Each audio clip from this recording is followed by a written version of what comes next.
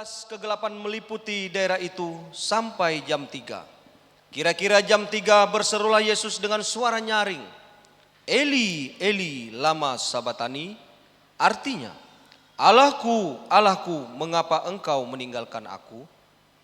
Mendengar itu beberapa orang yang berdiri di situ berkata, ia memanggil Elia. Dan segeralah datang seorang dari mereka, ia mengambil bunga karang, mencelupkannya ke dalam anggur asam, lalu mencucukkannya pada sebatang buluh dan memberi Yesus minum.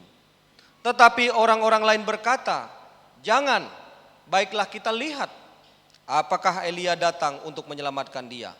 Yesus berseru pula dengan suara nyaring, lalu menyerahkan nyawanya. Dan lihatlah tabir bait suci terbelah dua dari atas sampai ke bawah. Dan terjadilah gempa bumi dan bukit-bukit batu terbelah. Dan kuburan-kuburan terbuka dan banyak orang kudus yang telah meninggal bangkit. Dan sesudah kebangkitan Yesus, mereka pun keluar dari kubur, lalu masuk ke kota kudus dan menampakkan diri kepada banyak orang.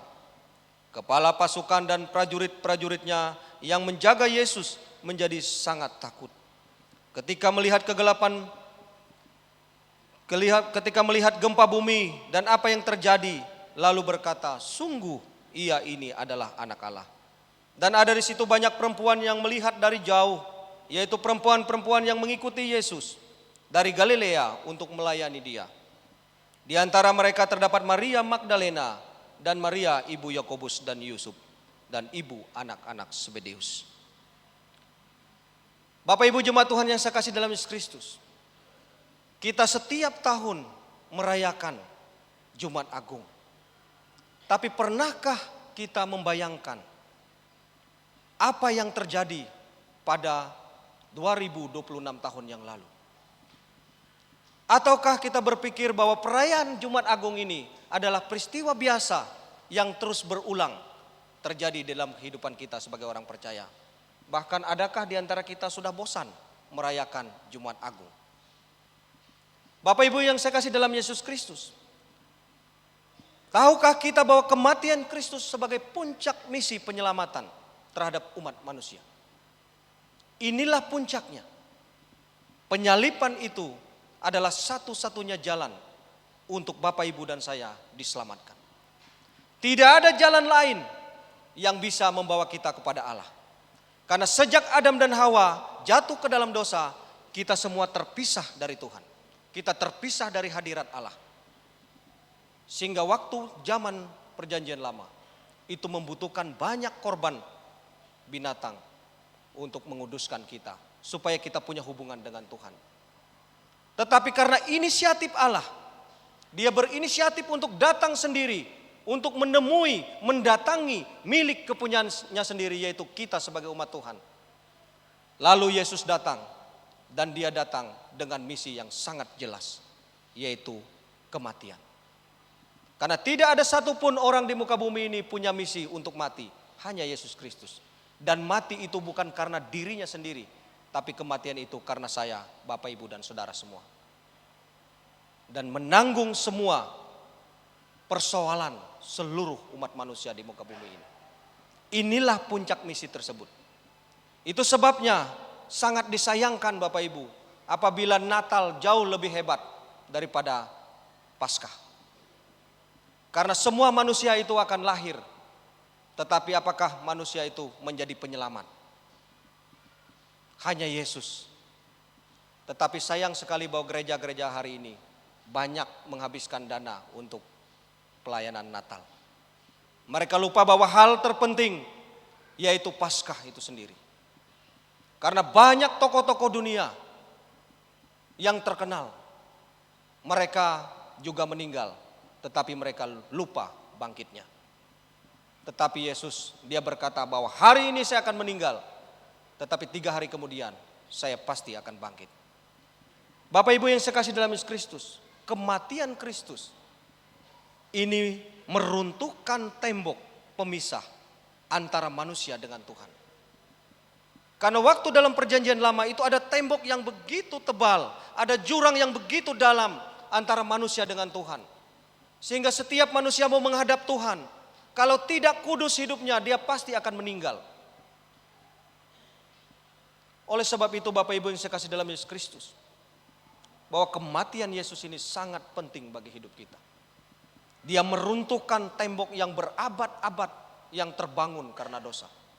Dia merobohkan itu supaya kita punya akses langsung, kita punya jalan tol langsung, kita punya orang dalam di surga, supaya kita bisa berbicara langsung dengan dia. Amin. Bapak Ibu jemaat Tuhan, kalau kita punya orang dalam di kantor bupati aja udah luar biasa ya. Enggak ngantri, apalagi di surga kita punya orang dalam. Amin. Ya. Kalau di dunia aja orang perlu orang dalam untuk masuk kerja, tetapi kita punya orang dalam yaitu Yesus Kristus sendiri, Tuhan di atas segala Tuhan. Jadi rugilah Bapak Ibu kalau tidak memahami konsep keselamatan ini. Saya mau membawa kita dalam peristiwa 2026 tahun yang lalu, peristiwa di Golgota. Bagaimana kita menghayati, meresapi pengorbanan Kristus ini.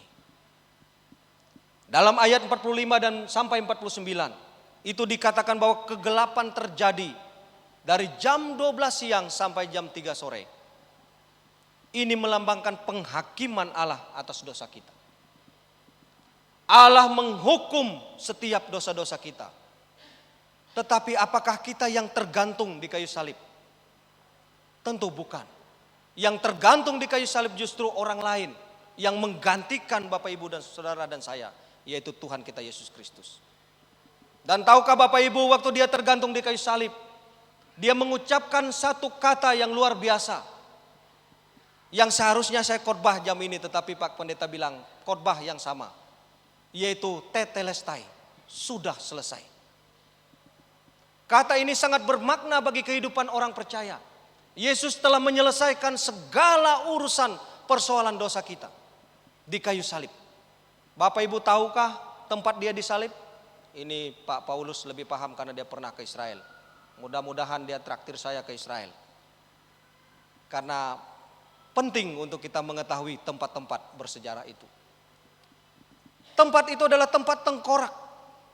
Tempat itu tempat penyalipan bukan untuk orang bangsawan. Itu untuk kaum-kaum penjahat Bapak Ibu. Untuk orang yang punya moral sangat buruk. Itulah yang digantung di situ. Karena salib ini adalah aib terbesar bagi orang bangsa Yahudi kalau dihukum disalib. Ini aib Bapak Ibu. Ini bukan hukuman yang biasa-biasa saja. Orang yang disalib pasti punya kejahatan terbesar dalam hidupnya. Tetapi Bapak Ibu bisa renungkan, bisa bayangkan, mengapa Tuhan Yesus yang justru tergantung di sana. Harusnya saya, Bapak Ibu dan saudara yang tergantung di sana. Harusnya umat manusia lah yang digantung di Golgota itu, di salib itu. Bukan Tuhan Yesus. Kitalah yang berbuat dosa, tetapi orang lain yang menanggungnya. Allah kita sendiri yang menanggungnya. Itu karena kasih-Nya yang begitu besar terhadap kita. Itu sebabnya terjadi kegelapan yang sangat dahsyat. Kurang lebih 3 jam. Ini melambangkan penghukuman Allah. Allah memuaskan hasratnya kepada Yesus. Dia menumpahkan amarahnya. Penghakimannya ditumpahkan semua kepada Yesus. Kekesalan Allah kepada manusia itu diberikan kepada Tuhan Yesus. Bayangkan kalau itu diberikan kepada kita. Sanggupkah kita menahannya? Tetapi Yesus rela melakukan itu. Bahkan sebelum dia meninggal dia berkata, tetelestai, sudah selesai. Hutang dosa telah dibayar lunas, tidak nyicil Bapak Ibu. Dia bayar kontan segala hutang dosa kita. Inilah hal yang luar biasa yang Tuhan berikan kepada kita. Lalu dia berseru, Eli, Eli lama sabatani. Allahku mengapa engkau meninggalkan aku? Ini menunjukkan Yesus menanggung kutuk dosa. Dia terpisah dari Bapa di sorga. Supaya manusia itu sendiri tidak ditinggalkan. Dia rela terpisah dari Allah. Itu menyakitkan Bapak Ibu. Itu sangat menyakitkan. Dia menjadi manusia sejati. Waktu dia dihukum dia merasakan sakit. Perihnya tubuhnya. Bapak Ibu bisa bayangkan. Tadi kalau kita lihat gambar masih ada bentuk dan rupanya. Tapi Yesaya bilang tidak jelas muka Yesus itu. Tidak ada bentuk dan rupanya. Kalau video tadi itu masih kurang penggambarannya. Tapi Yesaya bilang orang sampai tidak kenal lagi dengan dia. Itu semua karena siapa? Karena saya, Bapak Ibu dan Saudara semua. Harusnya muka kita lah yang tidak dikenal. Tetapi Yesus rela tidak terkenal supaya Bapak Ibu dan Saudara saya terkenal. Amin. Luar biasa. Dan Yesus taat sepenuhnya memikul beban dosa dunia. Jadi bukan saya sendiri yang ditanggungnya, seluruh umat manusia di muka bumi ini ditanggung oleh satu orang, yaitu Yesus Kristus. Jadi salib ini melambangkan penderitaan yang sangat teramat sangat. Itu sebabnya Bapak Ibu yang saya kasih dalam Yesus Kristus. Jangan ada di antara kita menyalibkan Yesus berkali-kali karena pelanggaran-pelanggaran kita. Setiap kita merayakan Paskah atau Jumat Agung, ini harusnya menjadi perenungan bagi kita supaya tidak berbuat dosa lagi. Karena waktu kita berbuat dosa, kita menyalibkan Yesus sekali lagi. Sampai 10 kali kita berbuat dosa, 10 kali kita menyalibkan Yesus karena perbuatan-perbuatan kita. Karena Yesus telah membayar semuanya tuntas dan lunas. Jemaat Tuhan yang saya kasih dalam Yesus Kristus, ini menjadi perenungan kita yang dalam pada hari ini. Bagaimana kita menghargai penderitaan Yesus di Golgota ini. Sekali lagi saya katakan, bagi kami berlatar belakang agama keharingan yang tidak kenal Tuhan, pengorbanan ini sangat berharga bagi kami. Kami sangat menghargai pengorbanan Kristus di salib. Karena kalau bukan dia, kami masih di hutan-hutan sana mencari Allah. Kami masih pergi ke gunung-gunung suku kami itu untuk mencari Tuhan. Kalau bukan Yesus, saya tidak ada berdiri hari ini. Mungkin saya masih di batu-batu sana. Saya masih mempersembahkan korban-korban kepada ilah-ilah lain. Itu sebabnya bagi kami kematian Kristus itu mengubah segalanya. Dia mengubah kehidupan lama kami menjadi manusia yang baru. Itu sebabnya bagi kami orang keharingan, waktu kami bertobat percaya kepada Tuhan, itu bagi kami sangat berharga sekali karya penyelamatan itu. Yang kedua, kemenangan Yesus melalui kematian. Ayat 50 sampai 54. Tabir bait suci terbelah dua, atas ke bawah. Akses kepada Allah kini terbuka langsung tanpa perantaraan imam manusia. Tanda kedamaiannya, berdamainya manusia dengan Allah melalui darah Kristus. Tadi pagi saya jelaskan ini, bagaimana konsep ini terjadi sehingga terbelahnya tabir bait suci itu. Di bait suci pada zaman dulu, pada zaman perjanjian lama, bahkan pada zaman Yesus sebelum dia mati, itu ada 3 bagian bait suci itu. Bagian pelataran atau teras, lalu ada bagian ruang kudus dan ada ruang maha kudus. Bagian teras itu bagi umat Tuhan yang biasa.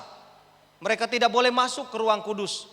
Mereka hanya boleh di teras-teras saja, di pelataran. Tetapi para imam, pemain musik, singer, WL itu boleh masuk ke ruang kudus. Mereka lah yang memimpin ibadah di ruang kudus itu. Tetapi ruang maha kudus itu hanya bisa dimasuki oleh seorang imam besar. Dan itu terjadi hanya 1 tahun sekali. Untuk dia berdoa memohon pengampunan kepada Tuhan. Tetapi waktu dia masuk di sana Bapak Ibu, kakinya harus diikat dengan tali. Karena jangan-jangan imam besar juga ada melakukan dosa. Sehingga kalau dia sampai matahari terbenam tidak keluar, maka para imam yang lain ini akan menarik dia keluar. Itu artinya bahwa dia sudah meninggal dunia karena dia tidak kudus menghadap Tuhan. Betapa sulitnya Bapak Ibu pada zaman dulu sebelum Yesus mati di kayu salib untuk menghadap Tuhan. Betapa susahnya Bapak Ibu untuk menghadap Allah pada zaman dulu. Tetapi Yesus mengubahnya menjadi sebuah karya terbesar dalam hidup kita. Kita bisa duduk bersama-sama di tempat ini. Kita bisa menghadap Tuhan bersama-sama, memuji Tuhan bersama-sama. Tidak ada yang berdiri di teras lagi. Amin. Itu karena karya Kristus yang sangat luar biasa. Dia mengubah segala sistem yang masa lalu. Dia tidak meniadakan hukum Taurat, tetapi dia menggenapi semua hukum Taurat itu, dan dia menyempurnakan semua hukum Taurat itu. Apa yang belum sempurna, dia sempurnakan. Sehingga manusia tidak perlu lagi berdiri di teras untuk mengharapkan pengampunan daripada Tuhan. Sehingga umat Tuhan tidak perlu lagi mengharap imam besar untuk menjadi penghubung dengan Tuhan. Kita bisa langsung berdoa kepada Tuhan. Kita langsung memohon kepada Tuhan. Tidak perlu lagi kita minta pertolongan orang lain untuk berbicara kepada Tuhan. Kita langsung berkata, Tuhan tolong saya, pergumulan saya berat. Tuhan akan jawab saudara. Gempa bumi dan kebangkitan orang kudus menunjukkan kuasa maut telah dikalahkan oleh kematian Yesus. Ini sangat penting bagi kehidupan kita sebagai orang percaya hari ini. Karena maut ini menjadi musuh terbesar kita. Dari sejak zaman perjanjian lama, maut ini menjadi momok yang menakutkan. Karena tidak ada kepastian keselamatan sebelum Yesus mati di kayu salib. Maut ini menjadi hal yang menakutkan. Coba Bapak Ibu pergi keluar ke pasar-pasar tanya, kalau Bapak meninggal dunia hari ini, Bapak kemana? Dia bingung jawabnya. Adakah dalam ruangan ini yang masih bingung kalau ditanya Pak Pendeta, kalau meninggal hari ini pergi kemana? Pasti jawabnya ke kubur Pak. Ada yang masih bingung? Kira-kira dia pakai baju apa yang bingung? Baju hitam? Banyak baju hitam Bapak Ibu. Saya rasa tidak ada yang bingung. Pasti kita sudah memahami bahwa pengorbanan Kristus itu membuat kita tidak bingung lagi dan memberikan kepastian keselamatan buat kita. Kalau Bapak Ibu tidak percaya kata-kata saya bahwa masih ada orang yang meragukan tentang kematian, Bapak Ibu pergi ke jalan-jalan, tanya dia. Kalau Bapak meninggal ditabrak motor sekarang, kira-kira Bapak kemana? Bapak yakin pasti masuk surga? Dia pasti bingung. Insya Allah, mudah-mudahan. Itu jawaban yang paling tepat. Tetapi orang percaya itu harus jawab, saya yakin pasti masuk surga. Karena Kristus telah berkorban di bukit Golgota untuk saya. Dosa-dosa saya telah disucikan oleh Tuhan. Saya telah diampuni. Saya telah menjadi anak-anak Allah. Bapak Ibu yang sekasih dalam Yesus Kristus, inilah karya terbesar. Sehingga kita bisa berkata, Bapa kepada Tuhan kita Yesus Kristus. Bayangkan Bapak Ibu, kita punya Bapa yang punya segala alam semesta ini. Kita sangat beruntung. Karena apa? Karena pengorbanan Kristus. Dan kita menjadi anak-anak Allah yang dikasihi oleh Tuhan, yang diberi fasilitas khusus oleh Tuhan untuk bisa menghadap Dia. Kita bisa langsung berkomunikasi dengan Tuhan. Tapi sayang banyak orang Kristen, orang percaya yang mengabaikan peluang-peluang ini. Kita sering jarang berkomunikasi dengan Tuhan. Kita jarang terhubung dengan Dia. Kita jarang bertanya kepada Tuhan. Kita jarang berkomunikasi dengan Tuhan.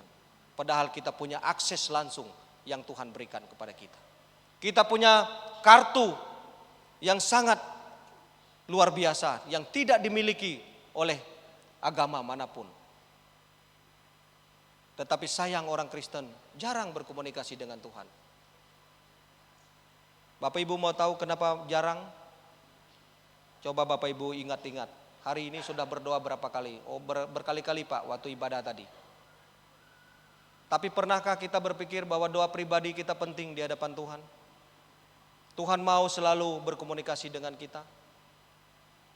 Pada saat kita mengalami pergumulan berat, Tuhan mau kita tanya Dia, Tuhan, bagaimana ini? Bukan tanya orang penasehat-penasehat yang lain. Tapi Tuhan mau kita datang kepada Dia. Tuhan, saya punya pergumulan berat. Saya punya persoalan yang sulit saya selesaikan. Tidak ada jalan keluarnya. Tuhan sangat senang waktu kita bertanya kepada Dia. Dan Dia pasti akan memberikan jalan keluar buat kita. Amin. Tetapi jarang orang Kristen menanyakan Tuhan. Karena kita saking pintarnya kita cari jalan keluar sendiri yang ujung-ujungnya buntu. Dan ujung-ujungnya mencelakakan diri kita. Padahal Tuhan memberikan jalan keluar. Apapun persoalanmu, pergumulanmu, serahkanlah kepada Tuhan. Itu ayatnya Bapak Ibu. Serahkan kepada Dia, maka Tuhan akan bertindak. Saat kita angkat tangan, Tuhan yang akan turun tangan untuk menyelamatkan kita. Amin. Jemaat Tuhan yang saya kasih dalam Yesus Kristus. Ini sangat penting bagi kita pada hari ini. Bahwa Tuhan telah menyelamatkan kita. telah memberikan keselamatan yang luar biasa yang harus kita hargai dan hormati. Karya terbesar Dia tidak bisa kita balas dengan apapun. Itu sebabnya karya keselamatan Yesus tidak bisa ditambah dengan ibadah-ibadah kita. Karena Dia telah membayar tuntas itu semua dan lunas, tidak dicicil sama sekali. Dosa Bapak Ibu hari ini, besok, lusa dan seterusnya, Dia sudah tanggung itu semua. Bahkan dosa masa lalu Dia sudah selesaikan. Amin. Dia sudah menyelesaikannya di kayu salib. Sehingga tidak ada lagi untuk kita tambah-tambah, cari dukun, cari ini, ibadah ini untuk menambah keselamatan.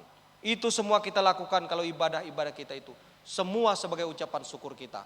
Karena kita sudah diselamatkan, bukan mencari keselamatan. Pengakuan prajurit, bahkan mereka yang menyalibkan, mengakui Yesus adalah anak Allah. Membuktikan keilahiannya nyata di tengah aib salib itu. Bapak Ibu, prajurit dan orang-orang yang menyalibkan Yesus, prajurit Roma itu bukan orang yang percaya pada waktu itu. Mereka bukan orang yang pengikut Yesus.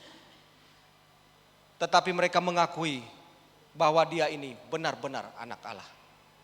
Tetapi itu dipolitisir sama mereka, pejabat-pejabat waktu itu. Mereka mengubah bahwa semua itu bukan Yesus yang tergantung di sana, itu orang lain. Sehingga cerita itu sampai hari ini dan mengaburkan fakta sejarah yang sebenarnya. Tetapi pengakuan para prajurit pada waktu itu bahwa Yesus itu benar-benar anak Allah, mereka melihat semua peristiwa pada saat itu. Sehingga saya percaya bahwa banyak prajurit pada waktu yang percaya kepada Tuhan. Jemaat Tuhan yang saya kasih dalam Yesus Kristus, apakah kita dalam ruangan ini masih punya keraguan tentang ketuhanan Yesus? Kita melihat bahwa prajurit sendiri yang tidak mengenal Tuhan, mereka tidak ragu lagi kepada Tuhan. Apakah waktu kita mengalami pergumulan hidup kita, kesulitan hidup kita, kita masih ragu memohon kepada Tuhan? Apakah kita lebih percaya kepada pertolongan dunia ini? Lebih percaya kepada hal-hal yang bersifat lahiriah? Kadang-kadang orang lebih percaya kepada yang kelihatan daripada yang tidak kelihatan. Tetapi berbahagialah orang yang percaya bukan karena melihat, tapi percaya karena iman.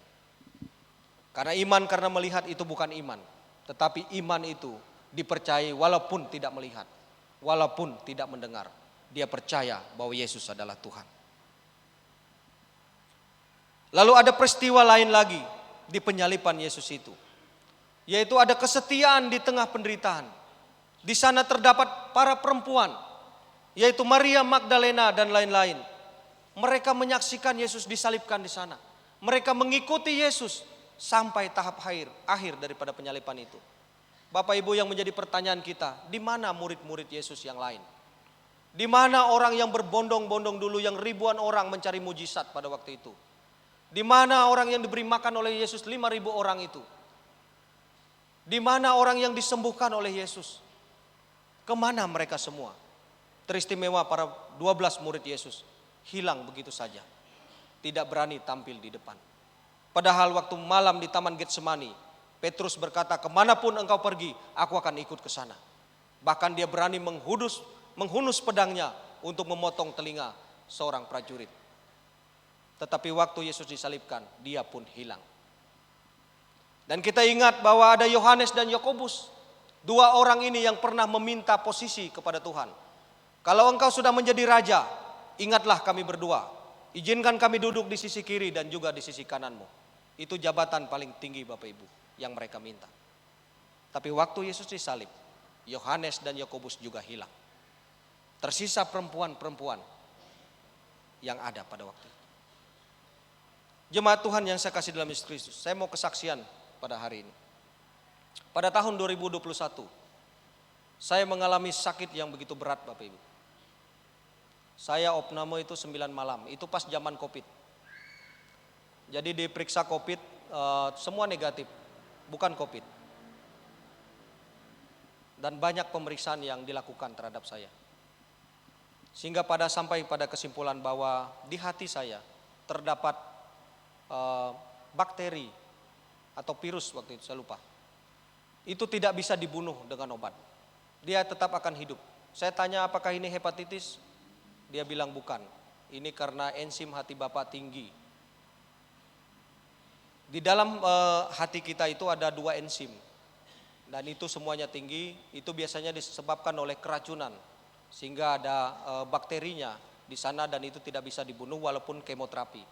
Saya sempat di kemo 5 malam dan itu sangat menderita Bapak Ibu.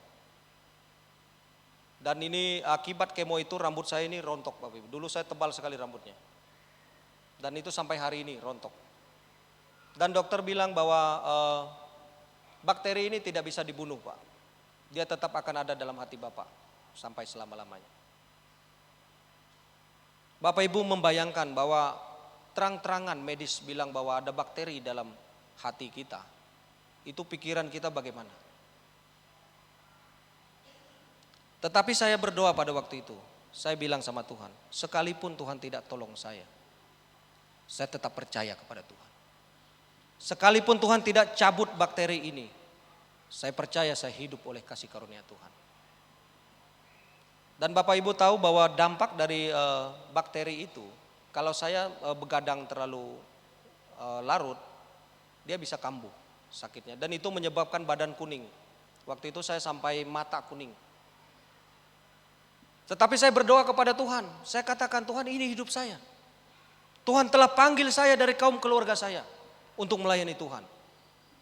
Sekalipun Tuhan tidak cabut bakteri ini, saya tetap percaya kepada Tuhan. Sekalipun Tuhan tidak tolong saya tetap percaya kepada Tuhan. Saya tidak akan meninggalkan Tuhan. Dan puji Tuhan Bapak Ibu, sampai hari ini saya ada di tempat ini. Saya bisa pergi kemana-mana, cuma saya tetap menjaga untuk saya tidur lebih awal. Karena itu tidak boleh saya tidur terlalu larut malam. Karena akan menimbulkan kambuh penyakit itu. Apa yang saya mau katakan Bapak Ibu? Perempuan-perempuan ini mengajarkan kepada kita tentang kesetiaan kepada Tuhan. Mereka menghargai pengorbanan Kristus di kayu salib. Mereka tahu bahwa hanya Dia saja yang bisa menyelamatkan. Itu sebabnya mereka tidak meninggalkan apapun resikonya. Sekalipun nyawa mereka dicabut oleh Tuhan. Mereka tetap setia mengiring Yesus sampai napas Yesus yang terakhir. Jemaat Tuhan yang saya kasih dalam Yesus Kristus, mari kita renungkan hari ini. Apakah kita sudah punya kesetiaan seperti perempuan-perempuan ini? Apakah kita setia kepada Tuhan di dalam kehidupan kita? Apakah kalau kita setia hanya karena ada maunya? Karena kita menginginkan berkat-Nya. Tetapi waktu kita diizinkan untuk mengalami kesulitan, persoalan hidup, sakit penyakit, kekurangan, apakah kita tetap setia kepada Tuhan? Kita masih berkata sekalipun Tuhan tidak tolong, sekalipun Tuhan tidak lawat, tidak jamah, tidak sembuhkan saya tetap berkata Tuhan Yesus baik. Amin. Bapak Ibu, pengorbanan Kristus ini bukan tentang sejarah saja. Tetapi ini menyangkut masalah kehidupan kita secara pribadi dengan Tuhan. Pengorbanan Kristus di kayu salib ini bukan sejarah saja. Tetapi ini sejarah tentang penyelamatan kita secara pribadi. Oleh sebab itu kita harus hidup terus bergantung kepada Tuhan. Terus terhubung dengan Dia. Apapun yang sedang kita hadapi. Apapun persoalan yang kita alami. Kita harus terhubung dan tidak boleh terpisah dengan Dia. Karena Yesus telah memberikan akses itu kepada kita. Untuk kita terus terkoneksi dengan Tuhan. Jemaat Tuhan yang saya kasih dalam Yesus Kristus. Renungkan firman ini pada hari ini. Renungkan pengorbanan Kristus. Kita harus memiliki kesetiaan kepada Tuhan. Walaupun kita tidak ditolong oleh Tuhan.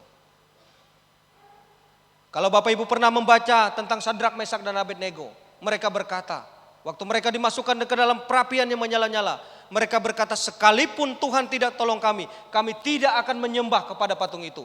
Apalagi menyembah kaisar pada waktu itu. Ini iman yang luar biasa Bapak Ibu. Mereka tidak bisa disogok dengan apapun. Mereka tetap komitmen kepada Tuhan. Sekalipun mereka dibakar dalam perapian yang menyala-nyala. Mereka tidak akan menyangkal Tuhan. Tahukah hasilnya? Mereka tidak terbakar. Tuhan tidak pernah membiarkan orang-orangnya yang percaya sungguh-sungguh kepada Dia terjatuh sekalipun. Tuhan tidak akan membiarkan orang-orangnya yang terus memohon kepada Dia untuk tergeletak. Dia akan menyelamatkan kita tepat pada waktunya. Amin. Dia akan menolong kita tepat pada waktunya. Tuhan tidak akan pernah berhutang kepada kita. Dia tidak akan membiarkan kita terhutang dengan apapun. Dia tidak akan membiarkan kita disakiti oleh siapapun. Karena Dia telah membayar itu lunas di kayu salib.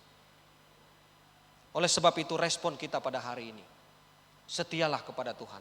Apapun kondisimu hari ini, apapun persoalanmu hari ini. Kalau Bapak Ibu yang duduk pada hari ini membawa persoalan, pergumulan berat tentang anak-anak, tentang keluarga, datang kepada Yesus. Hanya Dia yang sanggup menolong Bapak Ibu. Dia akan memberikan jalan keluar buat kita semua. Apapun persoalan kita, Dia akan memberikan jalan keluar. Saya ada ilustrasi untuk menutup khotbah ini. Ada seorang pemuda yang bergumul begitu berat dalam hidupnya. Dan dia selalu berdoa dan selalu dekat kepada Tuhan. Dan dia sangat percaya bahwa Tuhan itu selalu berjalan beriringan bersama dengan dia. Waktu dia jalan di pantai, dia melihat ada telapak kaki Yesus. Dia sangat senang. Oh, Tuhan selalu ikut saya kemanapun saya pergi. Makin berat pergumulan dia makin kuat berdoa kepada Tuhan, memohon kepada Tuhan. Suatu ketika dia jalan-jalan di pantai, dia jalan-jalan, dia lihat tidak ada lagi telapak kaki Yesus. Dia sedih, dia pulang, dia berkata, Tuhan meninggalkan saya. Tuhan membiarkan saya berjalan sendiri. Tetapi Yesus bilang, hei anak, itu bukan telapak kakimu, itu telapak kaki saya. Saya sedang menggendong kamu. Amin. Waktu kita mengalami pergumulan berat, Tuhan tidak mengizinkan kita berjalan sendiri. Dia akan menggendong kita melewati padang gurun. Mari kita berdoa. Tuhan Yesus, terima kasih Tuhan. Kami mengucap syukur atas pengorbanan Kristus di kayu salib pada hari ini.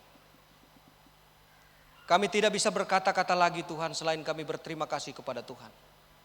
Karena kami tahu bahwa Engkau Allah yang menjadi pembela atas hidup kami.